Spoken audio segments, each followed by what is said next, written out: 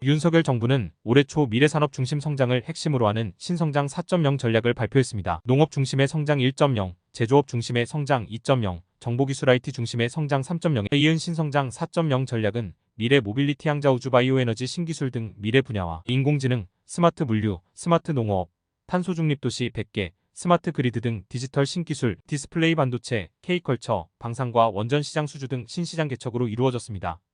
발표할 때부터 기존의 산업별 육성 전략을 나열식으로 모아서 포장한 것이라거나 에너지는 원자력과 수소만 있어 재생에너지 중심의 세계적 추세와 동떨어졌다거나 심지어 K컬처 관광 분야에 청와대 관광 클러스터 구축 같은 것을 집어넣는 등 문제가 많았는데 1년이 지난 지금 무엇이 이루어지고 있는지 우주발사체 이외에 눈에 띄는 게 없습니다. 해외의 국가 성장 전략과도 차이가 큽니다. EU의 허라이전 유럽 5대 전략에는 암 정복 이외의 기후와 생태, 회복이 4개를 차지하고 있습니다. 독일만 해도 하이텍 스트래터지의 건강 이외에 지속가능성 내용으로 산업의 탄소 중립화, 지속가능 순환경제, 플라스틱 저감, 생물 다양성 확보가 있습니다. 우리의 4.0 전략에는 뚜렷이 보이지 않는 내용인 기후 관련이나 탄소 중립 관련 내용들이 두드러집니다. 울산과 관련해 언론에 나타난 것으로는 신성장 전략 기획추진단이 신성장 4.0 민관협의체 간담회를 열어 HD 현대중공업과 고려아연을 대상으로 선박 자율운항 관련 내용과 2차전지 양응급제 생산 관련 내용을 견학하고 애로사항을 청취하여 정부 지원 방안을 소개하는 정도입니다. 내용도 부실하지만 운영 역시 과거 민관협력 운영 관성을 벗어나지 못합니다. 말로 하는 혁신은 어느 자리 어느 때나 항상 떠도는데 실제 보이는 건 없습니다. 2023년 현재 산업수도라는 울산의 혁신성장을 주도할 수 있다는 벤처기업 수가 전국의 1.2%밖에 안 되고 그 증가율 또한 2.6%로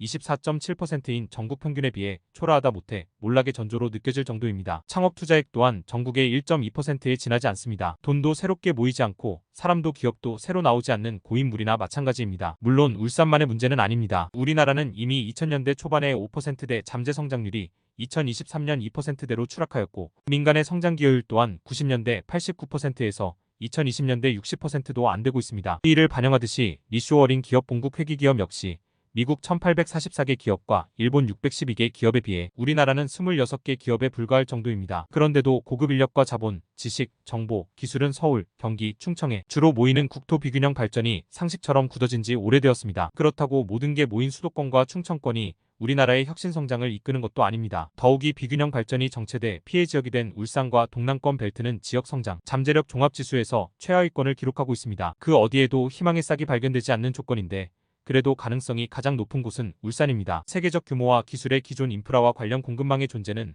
분명 과거가 만들어낸 자산입니다. 문제는 과거의 자산을 어떻게 미래로 연결할 것인가입니다. 울산에서의 전기차와 수소차, UAM 등 다양한 모빌리티 제조는 전기와 수소 등 재생에너지 공급이 문제이지 글로벌 자동차 기업들과의 기술적 초격차는 없습니다. 세계 1위의 조선기술은 중국의 추격으로 고부가가치 선박으로의 이전을 강제받고 있지만 해양 플랜트 기술로 멀고 깊은 바다에서 전력을 대규모로 생산할 수 있는 부유식 해상풍력의 전망이 충분하고 독보적입니다. 단일 규모로 세계 최고 수준인 석유화학은 화석연료의 퇴조와 함께 탄소 중립 화학산업으로의 재편을 강제받고 있어 바이오 화학과 자원순환, 탄소 배출 저감, 재생에너지 공급이 향후 국제 경쟁력의 핵심이 될 것입니다. 세계의 전통 대규모 산업에서 공통으로 해결해야 할 과제는 결국 에너지입니다. 산업의 핵심은 에너지이기에 울산에서의 에너지 변화는 거대 전통 제조업과 관련 공급망의 활로와 직결되는 산업혁명이자 에너지혁명입니다. 울산의 에너지혁명은 조선해양 플랜트 산업을 활용한 초대규모 부유식 해상풍력에서 시작됩니다. 울산의 모든 기업에 부유식 해상풍력 전기를 공급하기에 울산 아리백은 충족됩니다. 아리백이 충족된 산업과 제품은 경쟁력에서 앞서게 됩니다. 전기차는 재생에너지로, 수소차는 그린수소로 운행되고